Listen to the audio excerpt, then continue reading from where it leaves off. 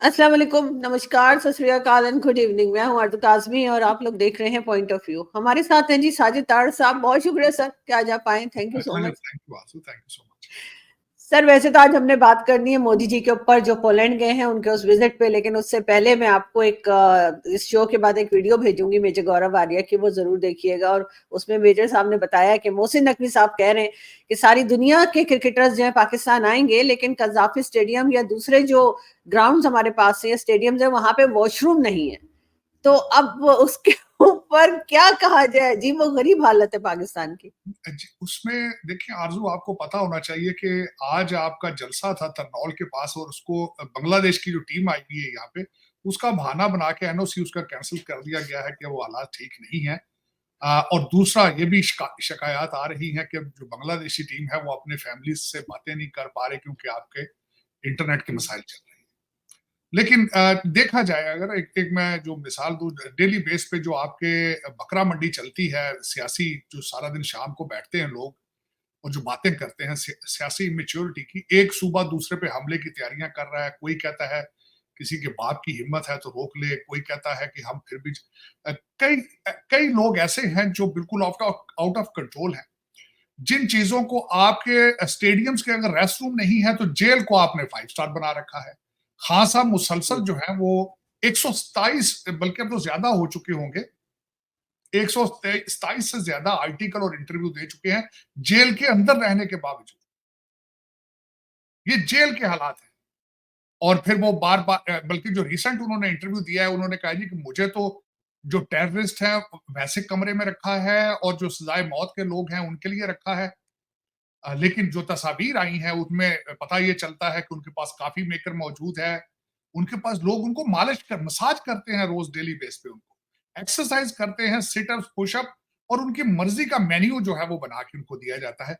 किसी दुनिया की जेल में ऐसा अगर कोई सहूलत मौजूद है तो प्लीज मुझे गाइड करें।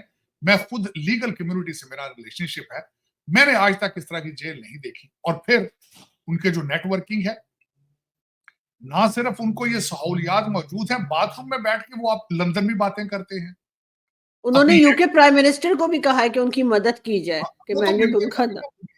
और ये वही लोग हैं जिनके खिलाफ ये हमेशा ये बोलते थे हकीकी आजादी अब इंग्लैंड से लेंगे ये हकीकी आजादी। तो चले, मर्जी है इनकी, लेकिन हालात बड़े अजीब। और दूसरा, ये तो मैंने आपको आपके इंटरनल बात बताई है जो कल परसों से चल रहे हैं। दूसरी तरफ आपके पड़ोस में, मैं जो हमेशा कहता हूं, मैं कंपैरिजन नहीं कर रहा हूं क्योंकि आप कंपैरिजन में इंटरेस्टेड ही नहीं है। आप देखते कि पड़ोस में क्या हो रहा है। वहां पे जापान के फॉरेन मिनिस्टर आए हैं वहां पे, इंडोनेशिया के वहां पे, मलेशिया के, सॉरी, मलेशिया के अनवर इब्राहिम है वहां पे। और फिर मोदी साहब पोलैंड गए हैं, पोलैंड से वो जाएंगे यूक्रेन। पोलैंड क्यों गए हैं? क्योंकि वहां से जाके 10 घंटे की ट्रेन का सफर करके यूक्रेन जाएंगे। और पहली दफा किसी भारतीय प्राइम मिनिस्टर ने 45 ईयर्स में यूक्रेन जा रहे हैं। यही मैं पड़ोस की बातें बता रहा हूँ ना, कि पड़ोस का इंटरेस्ट कहाँ है, आपका इंटरेस्ट कहाँ है। पिछले महीने वहां पे फॉक्सकॉन जो है इस वक्त चिप मेकिंग में दुनिया की सबसे बड़ी कंपनी है, वो है, उनका वहां पे सीईओ थे। लेकिन आप जो है वो मुसलसल, आपकी डायरेक्शन दूसरी तरफ है, उनकी डायरेक्शन दूसरी तरफ है। अजीब सी बात है कि एक पड़ोस में रहते हैं। बांग्लादेश के हालात आप देख लें, वहां पे हालात खराब होने के बावजूद भी इतने खराब नहीं है जो आपके हालात ज्यादा खराब हैं। उनके पास फिर भी अभी काफी फॉरेन रिजर्व मौजूद है। डॉक्टर यूनस को वो लेके आए हैं जो कि एक इकोनॉमिस्ट है। अब आपका यहाँ से क्या जाना, बल्कि मैं पिछले दिनों एक और टॉपिक पे बात करना चाहूंगा आरजू, जो मुझे बहुत दुख हुआ है उसका। हमने पिछले दिनों में मैंने बात की थी, अपने दुख का इजहार किया था 1947 के पार्टीशन पे जो हुआ था। और मैंने ये कहा था कि आज भी हम वहीं के वहीं खड़े हैं। 1947 में भी लोगों को फेथ बेस, मुसलमान होने पे निशाना बनाया गया जुल्म तशद्दुद का, किसी को हिंदू सिख होने पर तशद्दुद का निशाना बनाया। तो मैंने आपको मिसाल दी थी बांग्लादेश की, कि बांग्लादेश में आज भी हिंदुओं को मारा जा रहा है फेथ बेस पे। भारत के अंदर भी लोग, मुसलमानों के बारे में कहा जाता है कि दे आर, उनके साथ भी इश्यूज मौजूद हैं। लेकिन जो मैं सबसे बड़ी एक बात करना चाहूंगा, जो मैं रिसेंटली जब मैंने पार्टीशन के हवाले से पढ़ रहा था मैं, तो first world war, second world war, partition, इसमें किसी में किसी खातून ने इस चीज को शुरू नहीं किया था। लेकिन इसमें सबसे ज्यादा विक्टिम कौन थी? वो खवातीन। रेप को एज ए टूल इस्तेमाल किया जाता है ये ज्यादा। लेकिन इस वक्त जिस चीज में बात करना चाह रहा था, अभी रिसेंटली पढ़ा कि 31,000 रेप भारत के अंदर हर साल होते हैं। पाकिस्तान में आबादी के लिहाज से देखा जाए 6-7 हजार रेप होता है, और लेकिन ऑनर किलिंग में बहुत ज्यादा पाकिस्तान बहुत ज्यादा आगे है। जो मैं बात करना चाहूंगा, कलकत्ता के अंदर जो लेडी डॉक्टर है, जिसको 31 ईयर्स ओल्ड जो लेडी डॉक्टर थी जिसका रेप हुआ है, और उसके ऊपर अभी भी सो मोटो एक्शन लिया जा चुका है। जो बैनर्जी है उन्होंने कहा कि उसको फांसी देनी चाहिए पब्लिक में। जुलूस वहां अभी भी निकल रहे हैं। लेकिन मैं जब उसके कुछ मेरे वाकयात मैंने उसको पढ़ने की कोशिश की तो बहुत बहुत दुख अफसोस हुआ। उस खातून के जिस्म के ऊपर 113 जो थे निशानात थे, उसको टार्चर करने के लिए, काटने के निशानात थे। पेल्विस उनका ब्रोकन था, और फिर 18 से 20 लोगों ने ये सारा कुछ किया। और एक तो ये मैं हैरान हूं कि लोग किस तरह हैवान बन जाते हैं, जानवर बन जाते हैं। फिर उसके बाद ये हुआ कि यूनिवर्सिटी ने उसको कवर अप करने की कोशिश की। इससे बड़ी सितम जरीफी क्या होगी कि पहले तो एक खातून मारी गई है, फिर उसके माँ बाप को कहा गया कि इसने सुइसाइड कर ली। इस सारी चीज का बयान करने का मकसद ये था आरजू बताने का कि हम अभी तक वहीं के वहीं खड़े हैं, हम यहाँ से आगे नहीं जा पा रहे। मैं खुद 3 बच्चियों का बाप हूँ। मैं 1996 में मेरी पहली बच्ची पैदा हुई तो मुझे कहा गया कि तुम पाकिस्तान वापस आ जाओ। अमेरिका या वेस्टर्न कंट्रीज तो बच्चियों को रखने वाले कंट्रीज ही नहीं है। और जिसने मुझे कहा था, मेरे जो फैमिली मेंबर थे, वो खुद एक वकील थे, तो मैंने उनसे यही क्वेश्चन किया था कि क्या ख्याल है आपके कि मेरी बच्ची पाकिस्तान में आके किसी थाने में जाके किसी कोर्ट कचहरी में अकेली जाके केस लड़ सकती है? अमेरिका में तो ये सब हो सकता है। पुलिस डायल करे तो 10 मिनट में with in short period time police आती है, वो पूछती नहीं कि तुम कौन हो, किधर से। तो आज भी हम वहीं के वहीं खड़े हैं, क्या वजह है? हम इससे आगे क्यों नहीं जा रहे? इसी आपके 14 अगस्त वाले दिन मैंने शायद आपके प्रोग्राम में ही कहा था कि नमरा खान है, डिफेंस कराची बहुत पॉश एरिया है, उसमें 3 मोटरसाइकिलों पे लड़कों ने उसको दिन दिहाड़े अगवा करने की कोशिश की, और लोग खड़े देख रहे थे, किसी ने इंटरफेयर नहीं किया। गार्ड खड़े थे घरों के सामने जिनके पास गन्स मौजूद थी, लेकिन उन्होंने मुंह दूसरी तरफ कर दिया। क्या वजह? मैं ये नहीं कहता सर कि वो जो सर गंगाराम हॉस्पिटल में जो 5 साल की बच्ची को करने की कोशिश की, रेप करने की कोशिश की 2-3 दिन पहले, ये भी हुआ है यहाँ पर। मैं वही तो कह रहा हूँ कि ऐसे ऐसे वाकयात होते हैं, ऐसे ऐसे कि लर्ज बंदे मेरे जिस्म का एक बाल खड़ा हो जाता है कि हम आगे क्यों नहीं जा रहे, क्या वजह है? पाकिस्तान में या किसी लोग इस तरह खवातीन को देखते हैं जिस तरह कि ये इनका बस। मैं अभी रिसेंट आपकी 2-4 चीजें, बल्कि दुख के साथ, इस्लामाबाद 14 अगस्त पे जुलूस के अंदर एक खातून की वीडियो इस वक्त इस्लामाबाद में चल रही है, जिसको लोग ग्रुपिंग कर रहे हैं, टच कर रहे हैं, लाइनें लगा लगा के कुछ सेकंड के लिए उसको टच कर रहे हैं। तो 2 झंडे मेरी नजर, 2 चीजें लोकेशन मैंने देखी, पीछे से फैसल मस्जिद नजर आ रही है और पाकिस्तान के झंडे लोगों के हाथ में।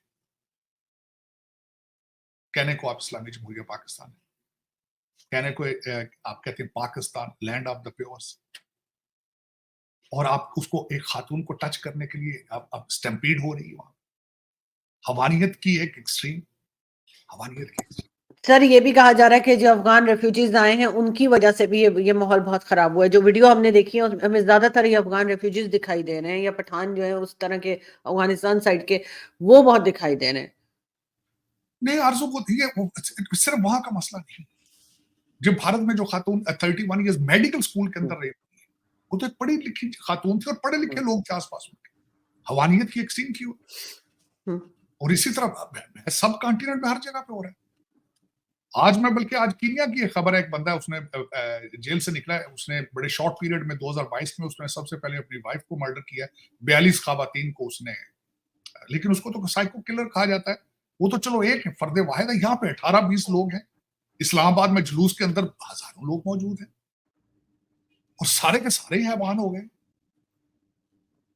और इसमें मैं ये नहीं कहा जा सकता कि सिर्फ इस्लामिक मुसलमान ही बुरे। अब देखें करने वाले ये जो कलकत्ता में जिन्होंने किया वो तो हिंदू होंगे। ये किस तरह क्लेम कर सकते हैं कि रिलीजन बुरा है? हम खुद लोग बुरे हैं, हमारी सोचें बुरी हैं। कहने का मकसद तो ये है। लेकिन देखें, मैं इस पे बहुत लर्जा आ गया मुझे कि ये क्या, हम कहाँ जा रहे हैं? बहसीते इंसान हम कैसे इंसान हैं? हम बहसीते हिंदू कैसे अच्छे हिंदू हैं? हम बहसीते मुसलमान कैसे कैसे अपने आप को अच्छा मुसलमान कह सकते हैं, एज ए सिख किस तरह कह सकते हैं अपने आप को, जब हमारे अमाल ऐसे हैं, हम कर ये रहे हैं कि कोई खातून जो है सड़क पे जाती हमसे महफूज नहीं है। हम तो जानवरों से भी अबतर हो चुके हैं मेरे ख्याल में। ये तो एक बहुत बड़ा लम्हा फिक्रिया है। हमें सोचना होगा कि हम कहाँ जा मैंने शायद कहा था कि मैं 1947 के दुखों पे बड़ा परेशान हूँ इस चीज़ पे कि जो कुछ हुआ है उसमें, क्यों हुआ ऐसे? और मैं यही बार-बार ये कहता हूँ कि बांग्लादेश पे भी दुःख यही था। मैंने बल्कि ट्वीट की थी कि खुदारा 1947 को रिपीट ना करो, फेथ बेस्ड किसी के साथ ऐसे मत करो। हिंदू तुम्हारा हिस्सा है यार, रिलिजन उनका पर्सनल मैटर है। डोंट इस तरह तो ना करो, इंसानियत इस तरह बिल्कुल तकाज़ा नहीं करती और किसी भी रिलिजन को सैटिस्फाई नहीं किया जा सकता किसी दूसरे इंसान को दुःख पहुँचा के। लेकिन इस पे काफ़ी मैं देखा है, काफ़ी अफ़सोस है पाकिस्तान के अंदर तो इस वक़्त अगर देखा जाए तो कई और मसाइल हैं इस वक़्त। आईएमएफ की भी कुछ खबरें जो हैं वो भी सुना बैक फुट पे जा रहे हैं, कुछ मुआशी प्रॉब्लम भी आने लगे। उन्होंने लिस्ट में नाम ही नहीं रखा है। ये कहा जा रहा है कि वो जो 7 बिलियन मिलने थे वो फिलहाल इनको नहीं मिलेंगे। वो भी उसका भी इश्यूज चल रहे हैं। और दूसरा जो इस वक्त जो आपके लेफ्टिनेंट जनरल फैज हमीद साहब जिनको अरेस्ट किया गया है, वो सुना है कि बड़े इंकशाफात कर रहे हैं इस वक्त। खान साहब को सबसे ज्यादा जो उनको डर खौफ है कि उनके ट्रायल जो है वो मिलिट्री ट्रायल होगा। अल्टीमेटली मिलिट्री, जब मिलिट्री तनसीबात के ऊपर हमले होंगे तो मिलिट्री ट्रायल तो होगा। और फिर जब उनके पास शवाहिद मौजूद हैं, अब बार बार आज की जो खबर आपकी चल रही है कि उन्होंने कहा है कि हम खान साहब ने रिक्वेस्ट की है कि मेरा ट्रायल जो है वो ओपन किया जाए। उनके रिक्वेस्ट के बारे में जवाब दिया, उनकी तसल्ली रखें, आपका ओपन ही होगा। अब उनके पास शवाहिद मौजूद हैं, उनके पास कॉल्स मौजूद हैं, उनके पास जियो फेंसिंग मौजूद है। वो लोग सारी कौम के सामने रखेंगे कि, बल्कि इस स्टेटमेंट भी उन्होंने कहा हमने कौम के सामने रखेंगे कि आपके चेयरमैन साहब जो है वो किस तरीके से क्या क्या करते रहे, क्या क्या करवाते रहे। तो इस वक्त Pakistan is going through the very deep crisis political. लेकिन जिस तरीके से स्लोली ग्रेजुअल मेरा ख्याल अच्छी डायरेक्शन पे ही मूव कर रहे हैं वो। जनरल फैज हमीद का अरेस्ट होना और उसको करार वाकई सजा देना ये अभी डिफाइन करेगा कि आपकी अगली डायरेक्शन क्या होगी, आप किस साइड पे जाएंगे। करप्शन पे अभी तक क्रैकडाउन नहीं हुआ। सुना है कि जनरल फैज हमीद साहब ने बहुत बड़ा मेंशन कुछ 600 कनाल का पता नहीं कितने का बनाया था, जिसमें करोड़ों अरबों के हिसाब से कराकरी और दूसरी चीजें रखी गई थी। उनके बारे में अभी तक किसी ने नहीं बताया कि उसका क्या फ्यूचर होगा। मेरे ख्याल में उसका भी एहतसाब होना चाहिए। लेकिन ये कि अभी तक उसके बारे में नहीं बातें हुई। मगर सर पाकिस्तान कोई भी जो इंटरनेशनल अगर हम देखते हैं, नेशनली अगर हम देखें तो कोई भी लीडर पाकिस्तान आना नहीं चाह रहा। भारत को हमने देखा कि उन्होंने जापान में बात की, डायलॉग जो 2+2 डायलॉग हुए वो हुए हैं। अभी पोलैंड गए हैं मोदी जी, उनको बड़ा वार्म वेलकम मिला है। लेकिन पाकिस्तान की तरफ कोई कंट्री का किसी किस्म का लीडर नहीं देखा। आएंगे क्यों? आना चाहिए भी नहीं उनको। उसकी वजह ये है आरजू के जो भी आपके आता है आप पैसे मांग लेते हैं उनसे। देखिए ना, भारत ने सबसे पहले उनका एक स्लोगन, उनका एक टारगेट था स्ट्रेटेजिक अनाटमी, उन्होंने स्ट्रेटेजिक अटानमी। तो उसको अचीव करने के लिए उन्हें पता था सबसे पहले तो फाइनेंशियल उन्होंने अपने कवर किए। इस वक्त they are the strongest country in the region finance wise. और फिर वो अपनी मर्जी से, उसकी सबसे बड़ी मिसाल जो है स्ट्रेटेजिक अटानमी की, कि उन्होंने रशिया से तेल लिया जबकि अमेरिका और दूसरा वेस्ट जो था इसके खिलाफ था। अब उन्होंने अपने नेशनल इंटरेस्ट में डिसीजन लिए। आज भी वो नेशनल इंटरेस्ट को बेस सामने रख के वो डिसीजन ले रहे हैं। पोलैंड के, मैं जब अभी मोदी साहब पोलैंड गया, मैं मानू वहां पे तकरीबन 25-30 हजार इंडियन आबाद है वहां पे। मोदी साहब डायस्पोरा को जाके वहां मिलेंगे, डिस्कस करेंगे। बल्कि डायस्पोरा नहीं, उनको तो टेक्निकोरेट होते हैं, उसमें 5000 स्टूडेंट है, बाकी उनके सारे आईटी रिलेटेड लोग हैं पोलैंड के अंदर। और पोलैंड एक ऐसा कंट्री है जो नेटो का मेंबर भी है, लेकिन यूक्रेन को असला भी नहीं देता वो। लेकिन इन चीजों को अचीव करने के लिए अपने आप को पहले फाइनेंशियली स्ट्रॉन्ग करें। लेकिन आपके किसी भी लीडर, किसी के मुंह से अभी तक एक लफ्ज नहीं निकला किसी आज तक के आपके ग्रास रूट इश्यूज क्या है। 3 करोड़ बच्चा तो आपका स्कूल ही नहीं जा रहा, तो आप तरक्की किस तरह करेंगे? प्रेसिडेंट क्यों आए वहां पे भी? जो आता है आप कपड़े उतार लेते हैं उसके, आप उससे मांगना शुरू हो जाते हैं, पैसे मांगते हैं। क्यों आएंगे वो? आपके वजीर आजम सब खुद कहते हैं मेरी ना कॉल उठाता है, मैं जहां जाता हूँ खराज मांगता फिर हूँ। भाई लंदन में जो आपने प्रोजेक्ट शुरू कर रखे हैं, मिफ्ता इस्माइल साहब कई दफा कह चुके हैं आपका 150 बिलियन बाहर पड़ा है, वो ऐसे थोड़ी चला गया ना। आप लूट रहे हैं, मुसलसल लूट रहे हैं, आज भी लूट रहे हैं। आपके जितने इस वक्त डिसीजन मेकर हैं उनके तो बच्चे सब के सब बाहर हैं। वो तो अपने टैची अपने पैक करके सोते हैं कैरी ऑन लगेज के साथ। कि क्या पता है पलटा खाए, सुबह की फ्लाइट पहले पकड़नी पड़ जाए। आपका तो हर इस वक़्त तो यही चल रहा है काम, और सबको पता है। ये भी नहीं कि आप और मैं कोई नई बात कर रही हूँ, सबको पता है करप्शन के क्या हालात। मगर सर ये कोई अच्छी चीज भारत से क्यों नहीं सीख लेते, खासतौर पे इकोनॉमी नहीं, को अपने करने के लिए? वो तो नहीं, किसी से भी सीखी जा सकती है, भारत नहीं पसंद ना ना सही, लेकिन उसमें उससे सीखा तो जा सकता है। उनके कितने रिटायर्ड आर्मी जनरल्स जो है वो लंदन में सेटल, उनके कितने वजीर आजम जो है वो अमेरिका या लंदन में सेटल, बताएं जरा। हम्म, आप, मैं यही तो कह रहा हूँ ना, आपकी तरक्की के लिए बहुत जरूरी है कि आपके डिसीजन मेकर्स के ऊपर पाबंदी हो कि वो डुअल सिटीजनशिप नहीं रख सकता। भारत के अंदर ये कानून है कि उनकी सर्टेन पोजीशन पे डुअल सिटीजनशिप नहीं, लेकिन यहाँ पे आपके हर एक का बच्चा बाहर, हर एक की बीवी बाहर है, डुअल सिटीजन। आपका तो बच्चा पैदा होता है तो उसकी ख्वाहिश यही होती है लंदन, दुबई और टोरंटो जाना, वो पाकिस्तानी तो आप है ही नहीं। आपको बचाएंगे भी को पाकिस्तानी, और बाहर से तो आप इस वक्त जो आपको शौक है, पिछले आप देख लें, आपके जो कैबिनेट्स थी, पिछली 10 कैबिनेट देख लें, उसमें 70% ब्रिटिश और अमेरिकन होते थे यहाँ से, और कोई भी उनमें टेक्नोक्रेट नहीं होता था। उनके पास कोई भी ऐसी एक्सपर्टीज नहीं होती थी जिससे कहा जाए कि वो यहाँ से, उनके पास पीएचडी इकोनॉमिक्स है, माइक्रो इकोनॉमिक्स है, जाके पाकिस्तान। उनकी क्या होती थी कि वो, उनके घर यहाँ बड़े बड़े उन्होंने रखे होते हैं, यहाँ वो जो पाकिस्तान से आता है उनके लिए बारबेक्यू अच्छा करते हैं, उनके लिए कवाली करा ली, डांस करा लिया, ये उनकी क्वालिटीज। बता लेना, मेरे साथ डिबेट करें तो इस चीज। सर ये जो आईटी पार्क बना रहे हैं बगैर इंटरनेट के, जो इंटरनेट इन्होंने बंद कर रखा है और कह रहे हैं कि जी बड़ी नौकरियां निकलेंगी इसमें। आरसू, मैंने बहुत अरसा पहले किसी को कहा था, एक दफा ऐसे 25 साल पहले पाकिस्तान किसी के घर गया, मैं बैठा हूँ, मैंने बच्चे से पूछा क्या करोगे, क्या कर रहे हैं आप? कहते हैं जी मैं आईटी पढ़ रहा हूँ। मैंने कहा यार तुम्हारा कंप्यूटर मोमबत्तियों से चलेगा, ना तो बिजली है ना इंटरनेट है, किससे चलाओगे? आप इंटरनेट कह रही हैं, इंटरनेट आ जाएगा तो बिजली का क्या करोगे फिर? बताए ना। ये दर हकीकत। अवैस लगारी आज भी कह रहे हैं अगर 2 घंटे की लोड शेडिंग बर्दाश्त कर ली जाए तो बहुत पैसा बचेगा। लेकिन आरजू दर हकीकत ये बात है, मैंने जिस तरह की कि आपके किसी भी लीडर सिर्फ सियासी नहीं होते, जुडिशियल जो चीफ जस्टिस होता है वो भी लीडर होता है, आर्मी चीफ होता है वो भी लीडर होता है। किसी के मुंह से दो लफ्ज नहीं निकले ग्रास रूट इश्यूज के। ग्रास रूट इश्यूज क्या है? करप्शन है, बिजली है, पावर है, एक्सपोर्ट पे तवज्जो ना देनी, टैक्सेस है, फ्रॉड है, धोखा है, ये सब ग्रास रूट इश्यूज है। 3 करोड़ बच्चा स्कूल नहीं जा रहा, ये भी इशू है। हेल्थ, आपके हेल्थ क्राइसिस है, वो भी इशू है। बच्चों को तालीम नहीं दी जा रही इंग्लिश और मैथ की, ये भी इशू, किसी ने आज तक बात ही नहीं की, क्योंकि सबके बच्चे तो बाहर बैठे हैं, क्यों करेंगे वो बात? यही आपके क्राइसिस है, और आप इसमें खुश हैं। आप बिल्कुल सारा दिन जिहाद जिहाद, ना आपके माजी में किसी ने जिहाद किया, ना आगे फ्यूचर में करना है। आप तो जाते जलसों में लड़कियों को टच करने जाते हैं या गाने सुनने जाते हैं, आप वहां पे कोई सियासी कोई डिस्कशन थोड़ी हो रही है। देखे ना आपका सबसे बड़ा लीडर जो इस वक्त मरवत साहब है, उनकी क्या खूबसूरती। वो एक डायलॉग से उठे थे कि हर चीज बढ़ गई है, बस उससे वो उठेंगे। एक एक लफ्ज हर दूसरा बंदा आजकल वो करे, हालांकि it's a very demeaning word, matter fact. लेकिन दर हकीकत जब तक आप अपनी सियासी नशोनुमा नहीं करेंगे, आप जब तक खुद पाकिस्तान के लिए सिंसियर नहीं होंगे तो तरक्की नहीं कर पाएंगे। बाहर से कोई आपको ले जाके तो नहीं ना तरक्की कराएगा।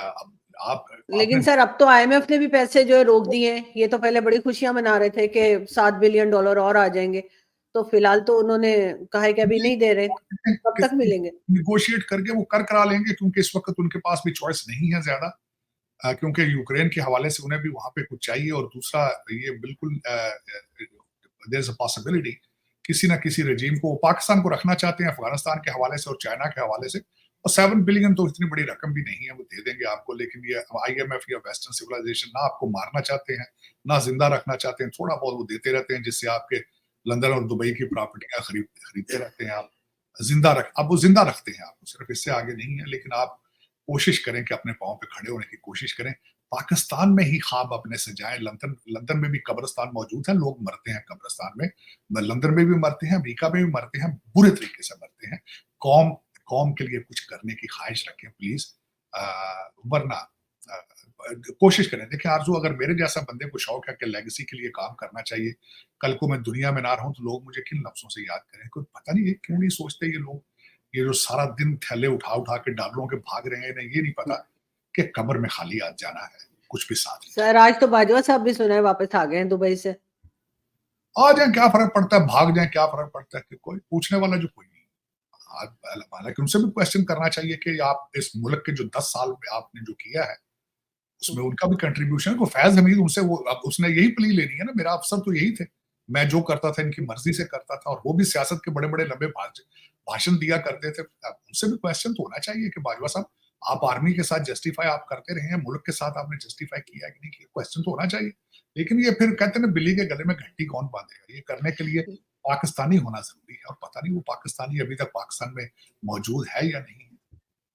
सर, जिस दिन इन लोगों से सवाल जवाब शुरू हो गए, जो स्टैब्लिशमेंट में है, या एजेंसीज में या फौज में है, उस दिन शायद पाकिस्तान ठीक हो जाएगा, इसलिए कि पॉलिटिशियंस तो पकड़े ही जाते हैं, लेकिन इनसे कोई नहीं पूछ पाता। बहुत शुक्रिया कि आज आपने ज्वाइन किया। Thank you.